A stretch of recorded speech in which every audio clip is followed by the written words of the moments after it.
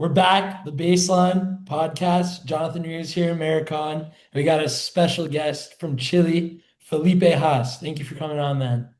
No, thank you guys for having me and ready to get started and talk some hoops. That's what we like. Yes, sir. Yes, sir. That is what we like. Yeah, I just want to tell you a little bit about what we do here. We're a podcast, the Baseline Podcast, focusing on like overseas ball, hoops in general, basketball players. We know that it's a wide array of how different guys play and their stories. So we're reaching out to as many as we can to get their stories out there and understand what they go through when they're playing overseas and what that process is like. So we know you have some great stories from playing overseas a little and also playing for the Chilean national team. So we're excited to get into it, but tell me a little bit about if you grew up in Chile, correct? And how Yeah. you kind of picked basketball to be the sport that you were gonna follow.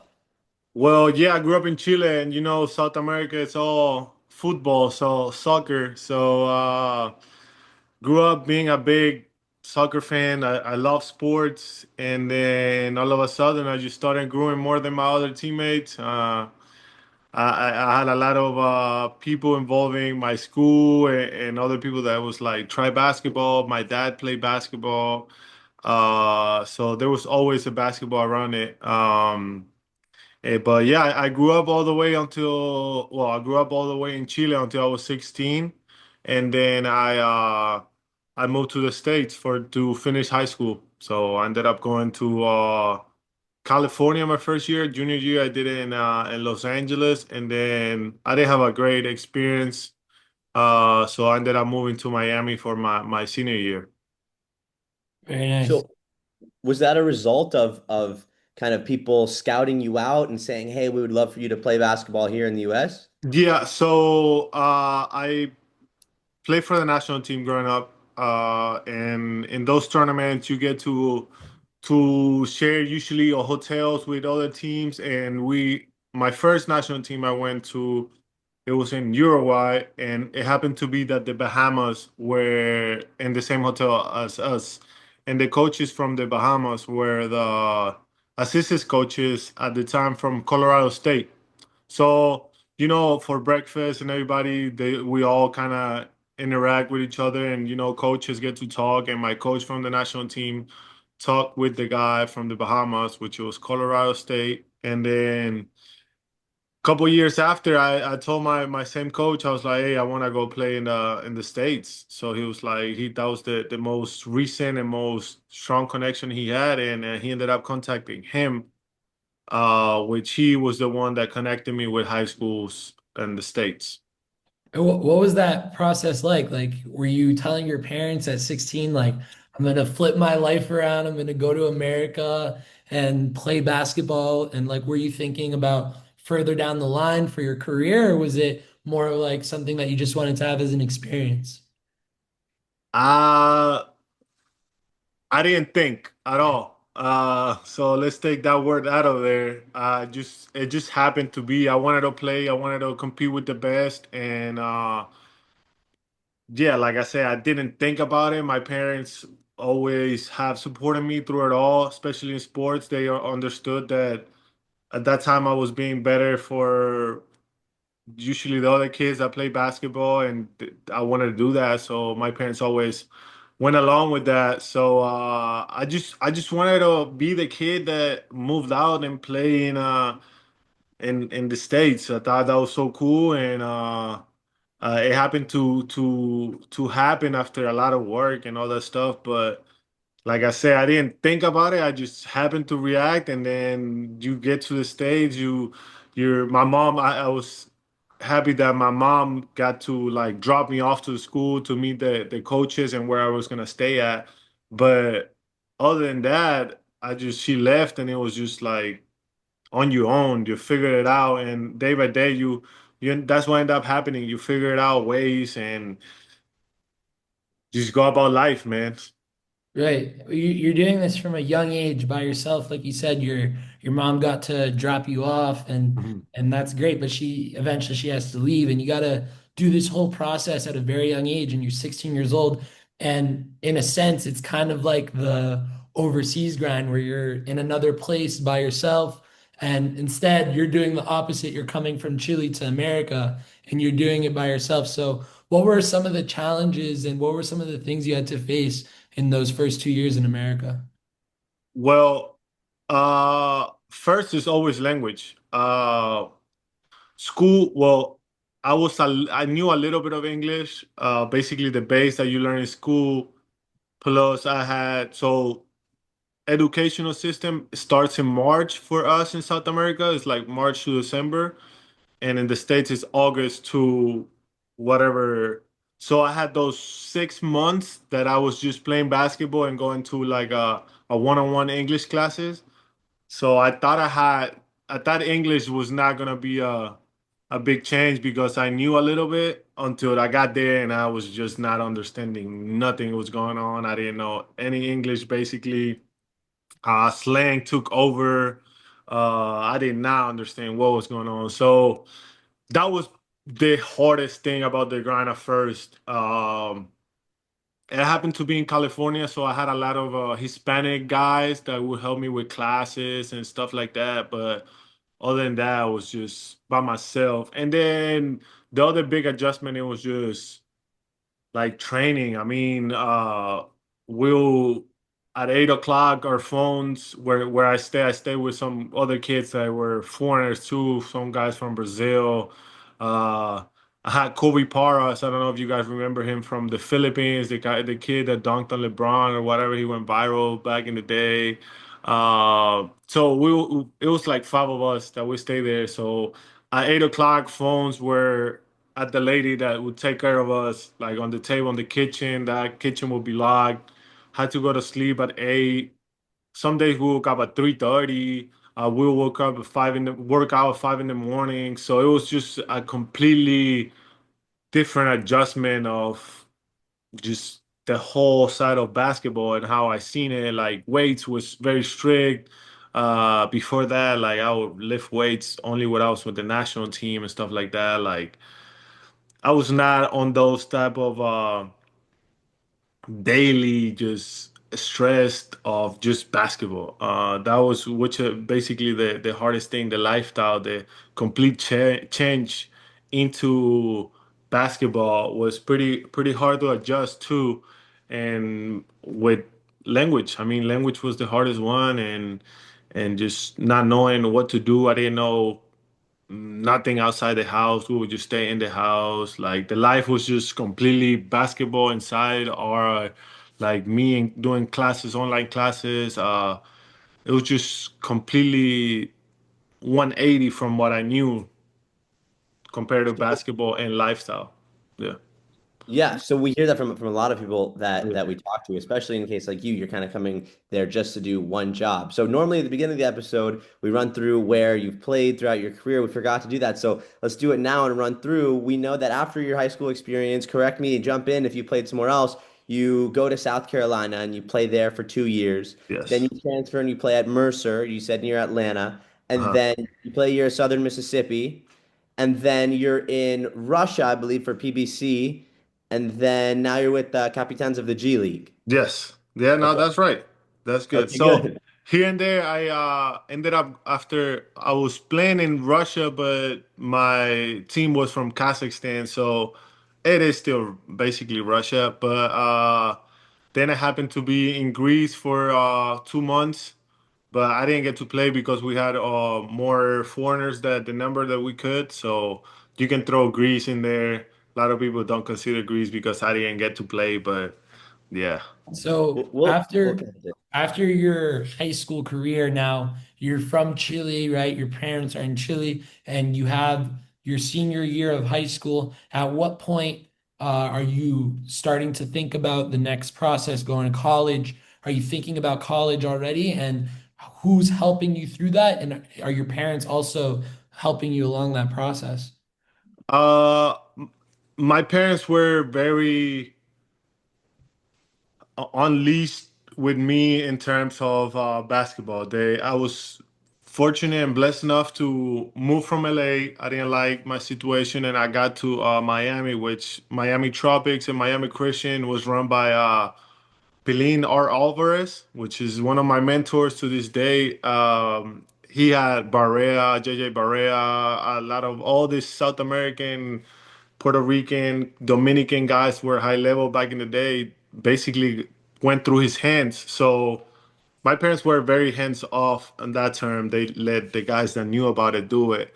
So but that process was really, really fast. I mean, it was crazy period. I mean, LA, I didn't have a great year. You start thinking like, man, am I D1? Am I not D1? Can I play at this level? And then I happened to go to Miami, and they love me there, and they're like, dude, like you're great. Like we're gonna have all these coaches coming to practice and stuff like that. You will see all this different type of legends, and I'm like, whatever. Like a lot of people say that, and then it happened to be that we had Rick Pitino in the gym, we had Matt Painter, we had all type of like high levels. Miami was University of Miami. Jim Larinaga at that time was all the time in the gym, just watching me work out. Like we'll literally play pickup, and then the pickup will stop. We'll have like an individual workout for me with all my teammates would just literally rebound for me or make drills, play a pick and roll so I could do different things. So it was like every other day we had a coach and at the gym at 6 in the morning watching me play. So That's really interesting. So you're saying that the coach would come and your high school coach would be like, all right, guys, we're setting up this drill just for Felipe to get his individual work in. oh, straight up for like, I mean, there's some Facebook clips. I don't know because back in the day, our Alvarez used to post all that on Facebook, and it's 10 guys in the basement. Like, yeah, good shot, and two of them rebounding and passing it, and like I'm dead. We just because we will just play full. Like it will be pick up, but super competitive. Like full court press all game, all the stuff. I'll be completely super tired. We have high level coaches. It's like, hey, Pitino's coming to the gym today. You're like, oh shoot, like I've heard stories about him. So then it's guys like, okay, guys, break, water break, and then Felipe come back. I have to do like all type of stuff, like get a rebound of the thing, just long outlet, run across, get to the post up, do a post move, then again outlet to mid court, run up down. Oh, it was just all type of drills that you can that to show everything that showed like passing skill, like shooting skills, like even dribbling stuff. I was just doing it by myself, and then the other guys would just like literally just clapping it up on the sideline. Of course, they will play, and they will get all other views from other coaches that usually they will be there too. But uh, man, it was just hectic. Like I said, every other day, so I didn't really have time to think of what was going on. But yeah, it was pretty intense. So you, after that, end up going to South Carolina. So tell us a little bit about the three different colleges you went to, the process with signing with South Carolina, then going there and switching to, and then your additional two schools. So walk us through the process, maybe what was different in some of the schools and kind of how your journey went through the NCAA. Well, my Pelin, the guy that I've been talking about, he grew up with Frank Martin, the coach of South Carolina at the time. So we had a strong connection. And that year, that my senior year in high school, South Carolina made it all the way to the Final Four. So they had a good they could sell it very good. They were like, look, we're good. Like you can come here, you can play in the Final Four, whatever. I will be flying. I flew to the Sweet 16 and Elite Eight. Like South Carolina flew us down there. I was at the Madison Square Garden watching all that crazy stuff happen. So it was pretty like overwhelmed for me, like coming from Chile, like at the most famous arena. Like it was just crazy. And that was my transition. I ended up just watching all them go, and then I happened to just go to South Carolina that summer, and that was another shock of how things really work because it was super strict, very, very tough, just in general tough, inside, outside. I was international student. I had to go to South Carolina. I wanted to be in the business program, so it's South Carolina is like top school for business programs, so a lot of international guys go there. So I was international, but for that I needed like 12 credits in the summer.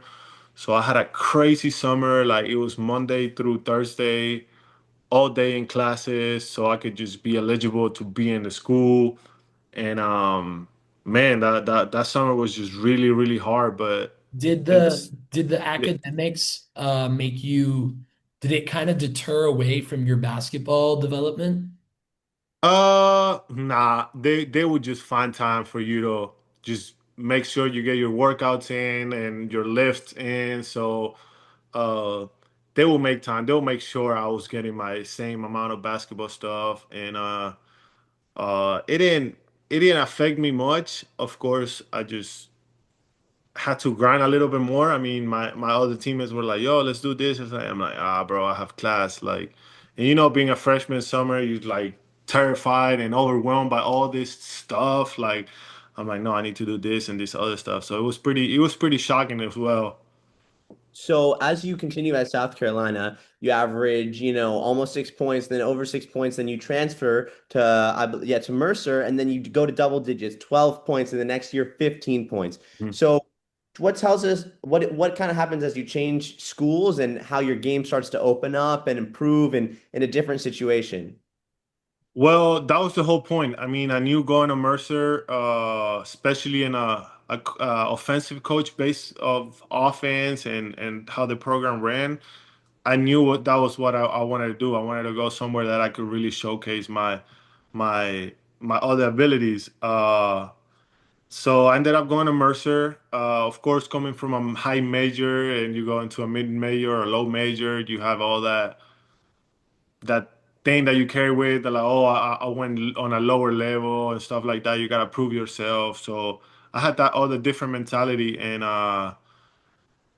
it just happened to be to a great system to me. It was ran a lot through me, and I had a lot of decision, like ball decisions on during the game, and it was a lot of just free roaming basketball that just fit me well. And I was just getting older. I was knowing more about college basketball. I was getting used to it, and I mean, it just built up to that step to just be a better performer. So at what point now you're transferring out of that to Mercer to Southern Mississippi, and then Mhm. after that you have playing in Kazakhstan. So tell us about the final year, and then at what point you're realizing that you want to play professionally, and then ending up signing that contract, and tell us the story behind that and going to Kazakhstan, which is pretty far from home. Yeah. Well, Southern Miss was pretty fun and pretty crazy as well because I finished a Mercer, pretty good numbers. I'm like, I'm done with college. I don't want to go to class no more. I just want to play. And but it happened to be that Southern Miss got my assistant job from Coach Juan Cardona, which he was my coach also at Miami Christian. So I was like, man, maybe let's run it one more time. And we ended up being with a lot of Hispanic guys in the team because of our base was Hispanic, whatever. So I ended up having one of the best year with the guys that I grew up with, playing the national team and all that stuff. So it was pretty full moment. And then, like I said, I wanted to go pro. So after that year at Southern Miss, I was like, yo, I'm ready. And had a couple offers to play in other leagues, but we're not as tentative as the VTV league, which is pretty known. The Russia, the Ukraine war was kind of like started back then, and it was kind of like scary too. My family was very worried, like, hey, you're gonna go play in Kazakhstan. I understood it was the Russian league, but my parents didn't as well. I didn't want to scare them as much with the same thing, so I was like, "Hey, I'm gonna be living in Kazakhstan. It's not like war zone, and I'll be fine." But that's a crazy process as well. That I take the flight. Scared. I mean, that's how it is. You just first time going. I'm going to somewhere that I have no idea how it looks. I've only looked through YouTube videos how it looks. I know they speak Russian. I know it's super cold, but it's crazy. And I get there with no expectations. and they definitely beat my expectations in terms of city culture and stuff like that. It was pretty fun to get to know some people from over there. So, but it was crazy. I mean, I remember vividly. I got out of the airplane. Of course, I'm walking, and you get through security, and of course, the letters are in Russian. So I'm seeing there. I see like the number three inside letter, like combined with words, and I'm like. Because the whole alphabet changes. I'm like, oh my God, where am I at? And so it was pretty crazy, and but it was fun. I mean, thank goodness, majority of the guys spoke English, and there's not much to do when it's minus 20 degrees, minus 40 some days. So I guess I just had to be with my PS5, playing a lot of games, just being inside. That's what really got me through some of those times. But Lots of 2K.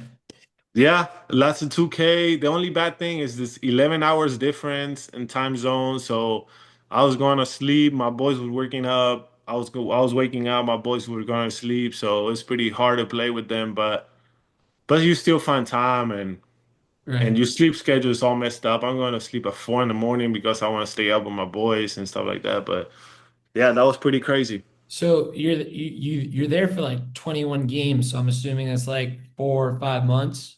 5 months, yeah. 5 months, and then you decide ultimately to move over to the G League, and Yeah, he signed with the Capitanes team, the only Mexican Mexico City team, and it kind of fits as a Spanish speaker for going to sure. Mexico.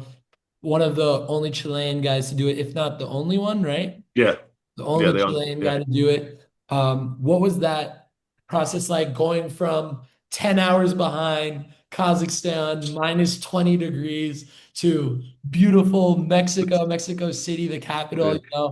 You're having a summer, great weather, you're not 10 hours behind, and you're in the G League. So, and you're averaging around 26 minutes a game, 46 games, 10 points a game. So what was it about the G League and about Mexico City that you really liked this year?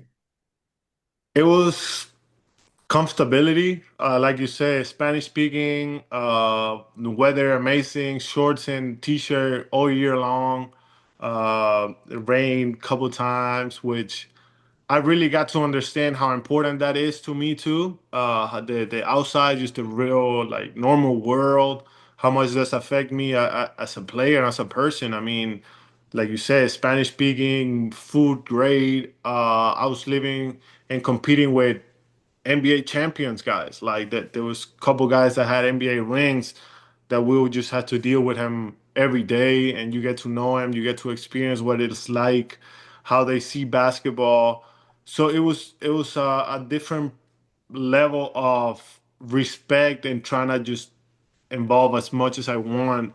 I'm much as I can from all type of players, coaches. We have NBA, I mean, European legends being our coaches and stuff like that. So that moment really just brought me back to just enjoy basketball from all aspects of okay, I'm having a great day outside. I can go do whatever I want outside. I can eat great food, and then I come back and I have great coaches. Um, as a like they were great persons in general. The whole team. It was no distractions at all because everybody was just so determined to, as the G League is, so determined to help you become a better player, a better person. So it was just so many little details from Mexico City that got me to the level of comfortability that I needed, and of course, then after that, just basketball comes into place. I was shooting the ball well, so my teammates had confidence in me.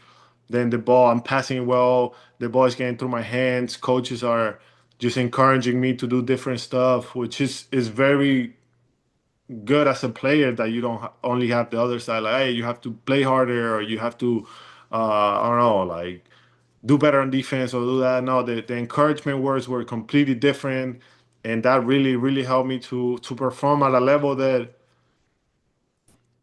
I needed from the past experience with Kazakhstan and whatever that I didn't really had a great year basketball wise. So uh, I mean everything just fit perfectly to what I wanted and I just had to do it in the court and I was blessed enough that I could just had a good year shooting it, a good year being trusted and being the basketball God's reward. So tell us a little bit about, the future of Chilean basketball to you. I mean, as you put, you're kind of the only player in this position, and you're kind of in this unique situation that we sometimes find players that you're the highest level or one of the highest level basketball players from a certain place. So you, even though you're like a pretty young guy, you have a lot of say into what the future of the Chilean basketball might look like. So maybe tell us a little bit about what you're expecting. Do you feel like the country's, investing in the basketball there, or tell us a little bit about how your experience has been and what you're expecting. Uh, yeah, I mean, being one of the highest talented or level playing basketball wise, we have a couple guys that they've been playing in Europe for a long time. We got EuroLeague guys in Seba Herrera. Then we got a couple guys playing all over Europe. So we have a good base that we never had before in Chilean basketball history. Uh, so as well with that, knowing from my teammates and guys that still play in Chile, there's definitely a development. There's definitely a development in general with basketball, with individual players, how practice are done, how important the other stuff, how important is well rest for like, I don't know, like a hotel or foods and stuff like that. So I'm glad that the league, the Chilean league, has the image in us and the other guys playing in Europe that they get to see further. They get to see, oh, that's how it works at a high level, or this is the things we gotta do to just match up, at least to some extent, what the conditions are for a player, stuff like that. So I'm thankful to see results on that from even when I started with the national team. It was just ran differently. The president Iran Arcos have done a great job in those terms of getting guys to expand. I mean, the three on three Chilean basketball has done great job. So it's been a broad just expansion in a good way for Chilean basketball. And with that being said, it's just been only a little, but it's been the good stepping stone for a good change. So we always said every time we get together with the national team, it's like we just have to make this place better by just being what's it called? Being committed to it, being committed to ourselves and just getting ourselves better to just make a better team, a better league, a more competitive thing. And we've shown some results. We fall short from the America, which was pretty big to us. We couldn't make it. We are kind of unlucky, guys getting hurt, but we see ourselves and we believe that we can be competing with high level teams, which that will be in a hopefully a World Cup soon or some competition, real competition, America Cup or stuff like that. For sure. So if I could ask you, what's like a 30-second advice that you would give to a younger Chilean guy? And even if you want, we're gonna post this and put it in a clip. You can give it in Sure. Spanish if you want to. Uh, Okay? Well, we have a lot of guys from South America listening. So if you want to give like a quick 30-second advice in Spanish to the younger hoopers coming up. I got you. Es difícil, es un trabajo muy largo. Pero en Chile se puede, y en Sudamérica se puede expandir. O sea, el trabajo que tú pongas, ya sea estando en cualquier parte de Sudamérica, estando en Europa, en Estados Unidos, si el trabajo es hecho, el trabajo va a mostrar resultados. Así que hay que trabajar de a poco y aunque no creas, siempre hay gente viendo, ya sea un pasito para la selección de tu ciudad, la selección de tu región, después la selección del país y después así ya puedes expandirte más mundialmente, por decirlo así, pero siempre hay gente viendo, hay siempre gente que aprecia el trabajo y eso lo es todo, no hay secreto, es trabajar y mejorar y así ya las puertas se van abriendo poco a poco, así que trabajo es todo.